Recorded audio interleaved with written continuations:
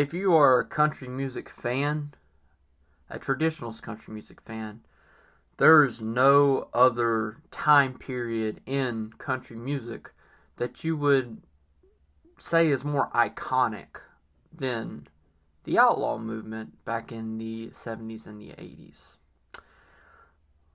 Singers like Merle Haggard, Willie Nelson, David Allan Coe, Johnny Paycheck, Waylon Jennings, and so many other amazing artists sang about, well, themselves, their lives, their struggles, not just those happy-go-lucky times.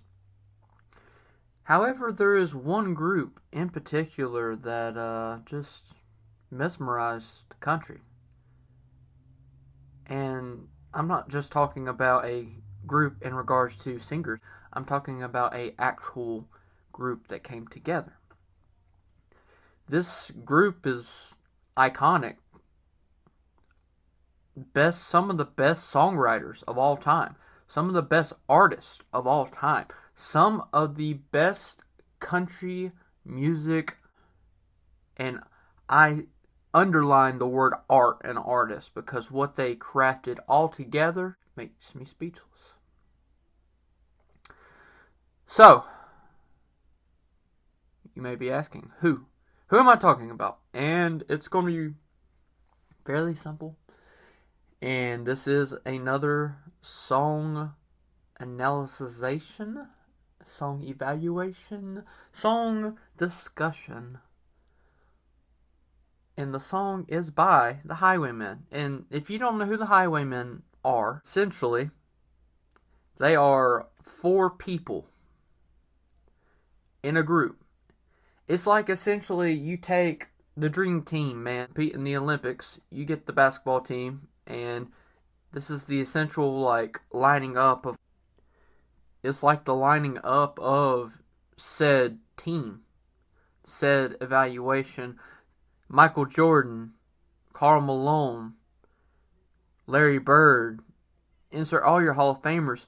It's the same ordeal with country music here. You take Willie Nelson, Waylon Jennings, Johnny freaking Cash, and you throw the best songwriter of that generation of almost arguably all time. Now, there's always going to be that deeper discussion, and I'm not sitting here going to argue with you guys, but there's no doubt in my mind that he is one of the best songwriters of all time, if not the best. Kris Kristofferson, who often gets overlooked in this group, and I find that a crying shame because Kristofferson, I've talked about him before, his voice may not be absolutely iconic like a Waylon or a Johnny, a Merle Haggard or somebody like that. But Kristofferson has had a hand in so much music that came out during that time. So that's kind of where we're at. Today, I am going to talk about the Highwaymen, but I'm not talking about the song, The Highwaymen. I love the Highwaymen song. Like, do not get me wrong. I feel like it is one of those songs of country music that did influence the genre. 100%. There's no doubt in my mind. I can't argue. I can't say, no, it didn't, because most definitely it did. And it will always. And it is iconic. It's a staple. Whenever you go to any country radio station on 98.1 over here in where I live, they're actually located in Galax, Virginia. All they play is traditional country music. And the Highwaymen's always played.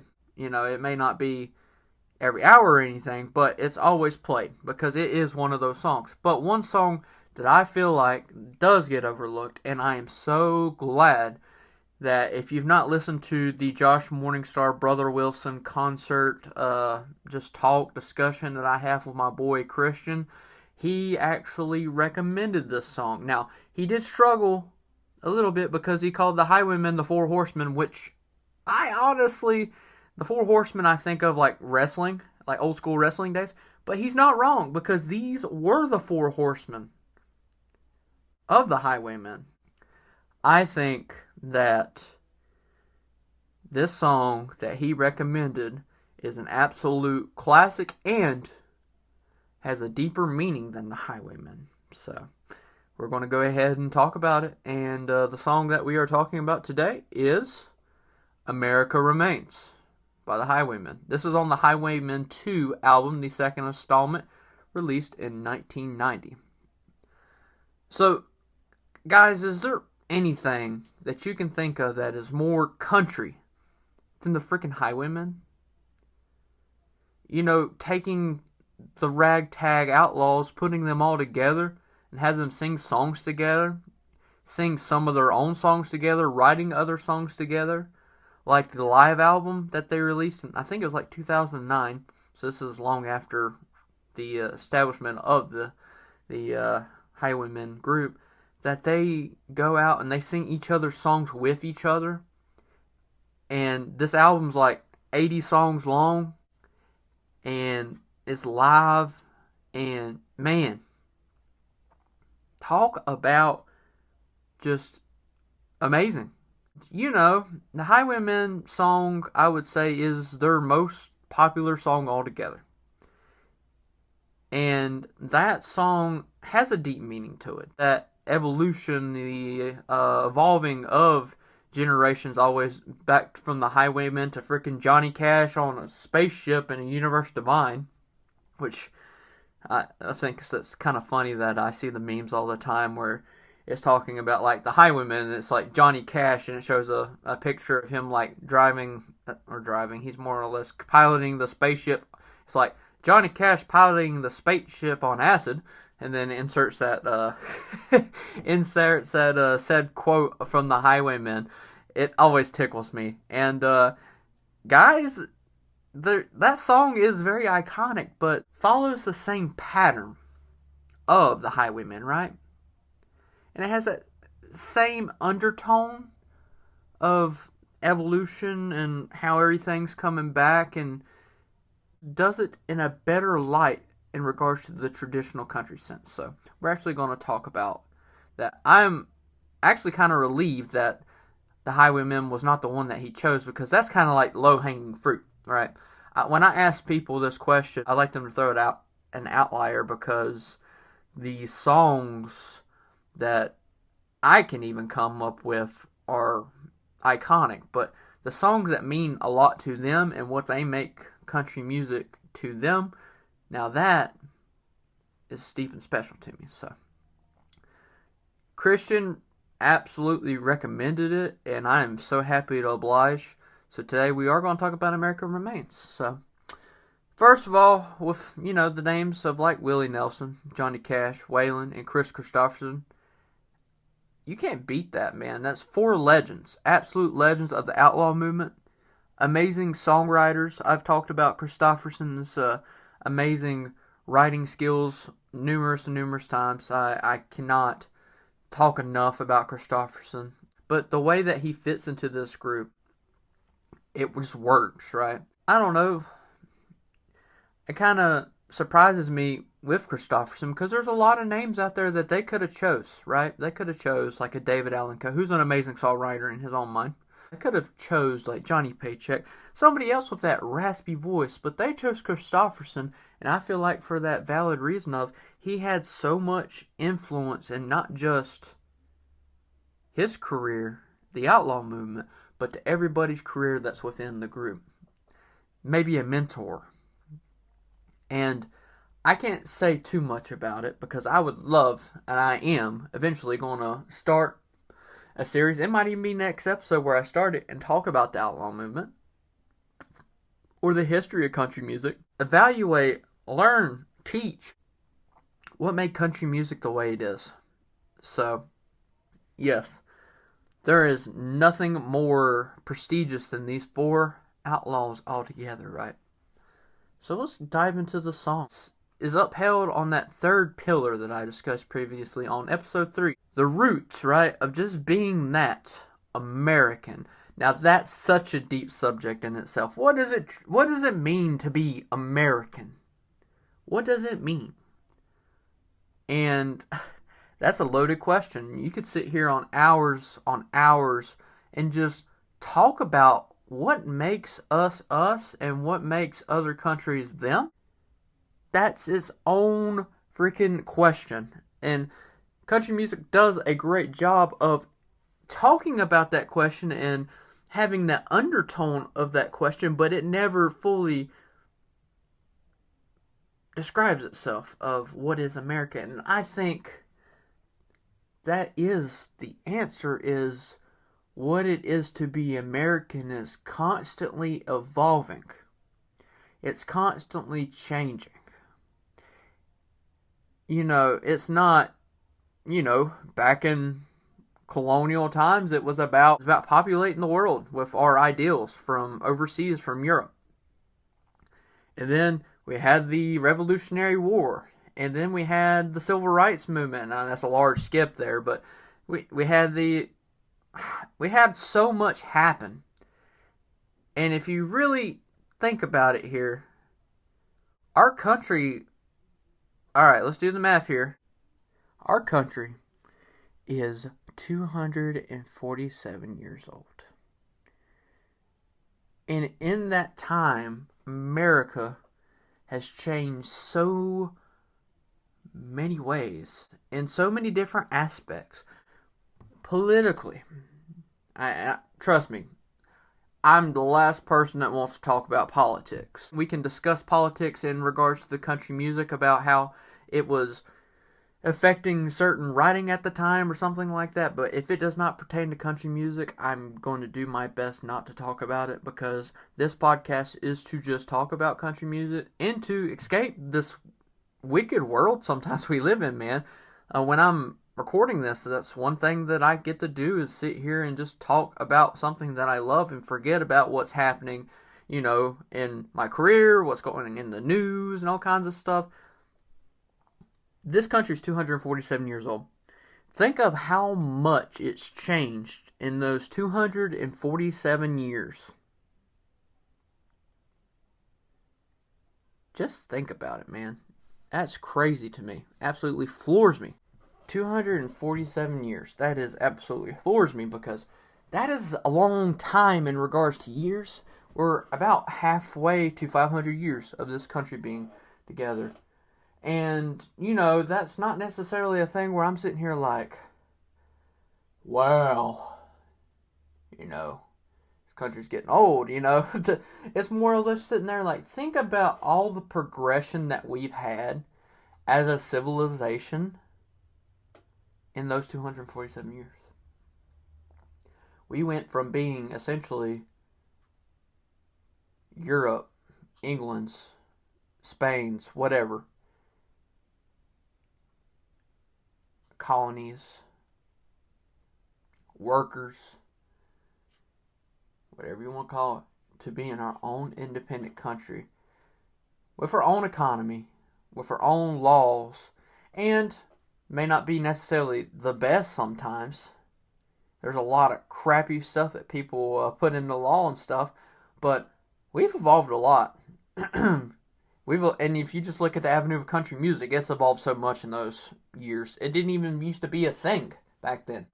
And one thing that I will say remains, talks about that. It talks about how America will always remain no matter where we are in history, right? It's those roots of just being that American. You see so many times in this country's history, they're shown in this, right? Times are shown. The farmers, man. Rural America. The man that's riding in the sandy atmosphere of the desert. That cowboy who gets shot. The gambler on the riverboat. And the Native American in the Cherokee tribe, which, ironically, the Cherokee tribe is from my state. I actually am part Cherokee, and I feel like most people in North Carolina, for the most part, are part Cherokee. There's a reason for that, and we won't get into that because that is American history. However, we can't lose that part of ourselves because that's part of our history. It remains. The small man, right? The little man that small town Southern man that Alan Jackson sung about, he can't be lost in the shuffle, right? They didn't give up, so why should we give up? That not giving up, though, is like one of the values of patriotism, Southern roots, and country music. Fighting for what you believe in through all the adversity, all those tribulations and trials, that's what makes us us. We're willing to put in that work. We are willing to fight for what's right. We are willing to die for that. And the people that are dying for us, we are there to support them. America's, like I said, it's a loaded question. What is America? But if you want a good summarization of how I feel America is, America Remains is one of the best songs of all time in that regard, because you're getting to see all 4 different perspectives of that life, of the lives, the previous lives, and then you can look at it upon yourself, like, put myself in that song. Say you're a factory worker. That factory worker that's putting in 80 hours, that's you, man. That's you in that song. And that's how you're affected. You are, man, it's us. It's not David Allan Coe. It's not Waylon Jennings. It's not Johnny Cash. It's not Chris Christopherson. It's not Cody Jinks. It's not Josh Morningstar, Zach Bryan. It's everybody. Everybody underneath the sun. We are writing history. We are the songwriters of America.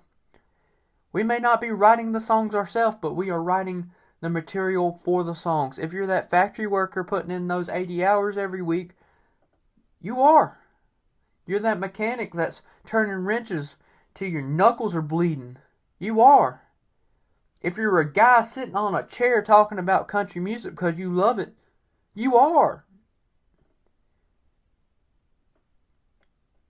There's no way that we can lose America, because we are the songwriters, and it's always evolving. We are the living legacy of America. And I see those shirts all the time. It has the American flag, and it's like the living legacy, American flag, 1776, whatever. And I never sat there and truly thought about it like, that's a fair point. But now that I'm doing this podcast, it makes so much sense. Mind-boggling to me. Now, I did get on a little bit of a tangent there, so I apologize. But I thought it was really important. And most of the time I do a lyrical analysis on this, but I feel like I've spent a lot of time on this song. No matter the way their lives ended, their memories will uphold us, and we will not forget. And I hope and pray that's how we are 247 more years in the future. If someone ever listens to this podcast in 247 years in the future, if it's even around, I hope that we're able to uphold what we are today, 247 years down the road. And, of course, not in every aspect, but just being American, right? So, alright. We're going to do the lyrical analysis. I am a shotgun rider for the San Joaquin line. The desert is my brother. My skin is cracked and dry. I was riding on a folk coach and everything was fine till we took a short road to save some time. The bandits only fired once. They shot me in the chest. They may have wounded me, but they'll never get the best of better men, 'cause I'll ride again. So there's your cowboy, your Western civilization right there summed up. And, that's one thing that I really took from it is when he said, they may have wounded me, but they'll never get the best of better men. No matter how much we analyze, and this may be thinking a little bit too deep, but this is my perspective on it. No matter how we sit here and probe and pry about history, we sit there and analyze and be like, well, Western times weren't that great because we had this, and this going. That's always taking the cons. You got to look at the pros too. And to think of like the heroic atmosphere of the West. Western times are some of my favorite times to look back on. Some of my favorite movies, some of my favorite novels, and some of the best short stories that I've ever written or wrote have come from Western civilization. So, one of my favorite games of all time, Red Dead Redemption 2. Red Dead Redemption, I guess technically the first one. Western times. I am a river gambler. I made a living dealing cards. My clothes are smooth and honest. My heart is cold and hard. I was shuffling for some Delta boys on a boat for New Orleans. I was the greatest shark they've ever seen. But the captain bumped a sandbar and an ace fell from my sleeve. They threw me overboard as I swore I didn't cheat, but I could swim and I'll ride again. So there's another aspect of America, right? That might not necessarily be the holy part of America. It might be that villain arc of America.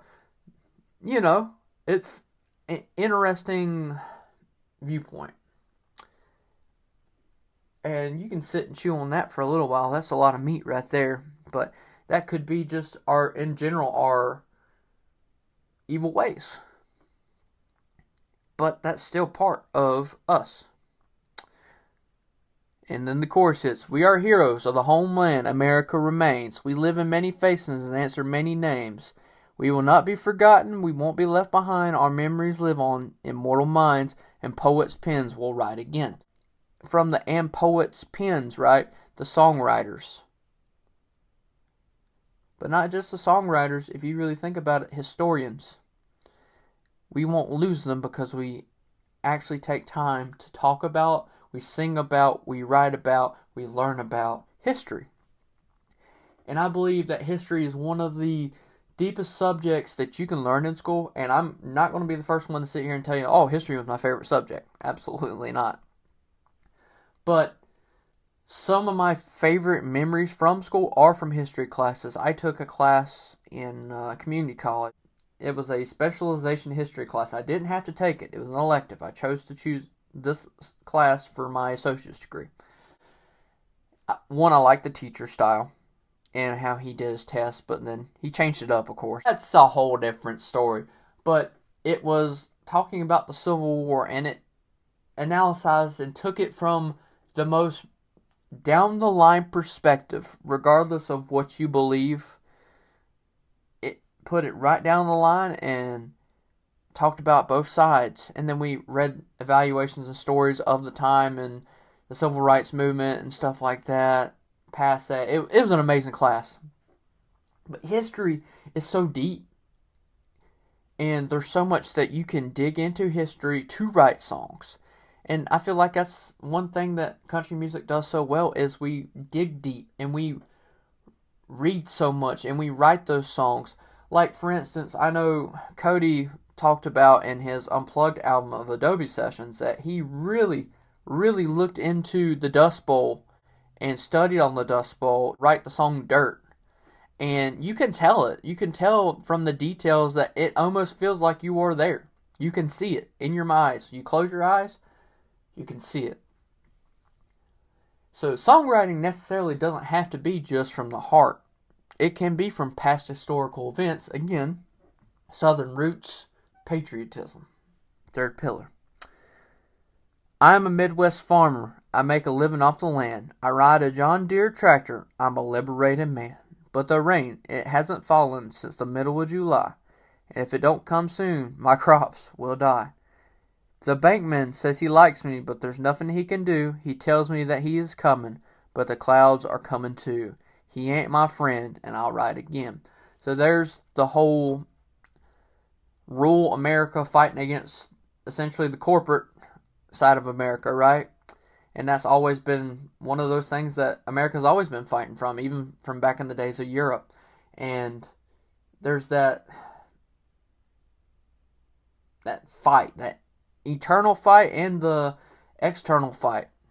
And that is a fight of keeping tradition alive versus modernization, right? And there has to be a good in-between. Funny, I think of John Deere tractor, And I think of Joe Diffie, obviously. And I also think of my friend John, who actually listens to the podcast. I think he's a little bit behind now, so I'm going to go ahead and I'm going to name drop him, and then when he gets here and never say anything, and he'd be like, yo, you actually talked about me. I said, oh, so you finally made it to that episode, huh? But I think of rural America and keeping tradition alive, and John does such a great job with that because he is taking over his grandma's farm, or his grandpa and grandma's farm, who took it over from their great grandpa and their grandpa. It's a long family tradition, and he's going to continue that, and I respect that so much because, losing stuff like that, not looking and not trying to uphold that time in our life, that would just be oblivious. It would be us turning the blind eye. Talking about turning the blind eye, let's talk about this last stanza. I'm an American Indian. My tribe is Cherokee. My forefathers loved this land. They left it here for me. But the white man came with boats and trains and dairy factories, poisoned my existence with his deeds. Nature is our mother. We are sucklings at her breast, and he who tries to beat her down will lose her to the rest. They'll never win. I'll ride again. I mean, there's no way we can cover up what we did to the Native Americans, man. Like, we absolutely screwed them over so hard. And I'm part Native American, and there's no telling where I would be right now if, I was just left alone. I might still be a Native American. And I don't know, man. This is one of the hardest stanzas to really sit here and talk about. I can't even talk about this because, well, I can, but there's no way that I can accurately describe about what we did to the Native Americans and how it influenced our history. And we've been trying to essentially bridge that thing that we tore apart, man. Well, what we did to them, we've been trying to do that for 247 years. A lot longer than 247 years, but since the establishment of the country, we've still been trying to bridge that gap, and I don't know if there's anything that we can ever do to mend it, but I don't know, it's really deep to think about. And then there's the chorus again. This song is so deep, and I'm so glad Christian actually recommended this song, because I can sit here and talk about what it means to be American through the lens of America Remains. Or American Remains, It's very mind-puzzling and boggling to me. So, I think that's a good place to stop. This might be the longest episode to date. I'm not going to lie to you guys. No, it's only 33 minutes. I thought I was going on a lot longer than this. I really appreciate everybody listening. The new listeners to the podcast, welcome. My name is Cole. If you ever need me, my email is always in the bottom of the podcast. Always feel free to email me, set up anything that you would like. I have socials of the Steel Guitar Pod. If you want to follow that, that'd be great. I have a Twitter as well, and also have Facebook. The Instagram and Facebook are linked together, so anything I post on one would post on the other, and post reels of concerts I've been to. I post the stories of when I release these, because sometimes notifications never come through Spotify and stuff. This podcast is available through any podcast platform you can think of. Spotify, Stitcher, Pandora, iHeartRadio, TuneIn Radio. It's there, man. If you want to listen to it and you want to listen to it anywhere, it's there. YouTube. It's even on YouTube. So, I mean, I've made it fairly easy for people to listen to, and I would say that if you would not mind, go on whatever you listen to and leave me a rating with a comment, a note, and let me know how I'm doing, man. I'm kind of curious. I think that having that feedback means a lot, because I can actually look at it and see, like, yo, I'm doing this good, I'm doing this good, I'm doing this bad, whatever. I actually can see that within how we're doing. So that's where I'm at. I appreciate all you guys, all you gals, everybody listening to this podcast. Again, I will see you guys down the road. You know what they always say? By what they always say, I mean me. Keep country music alive, baby. Peace out.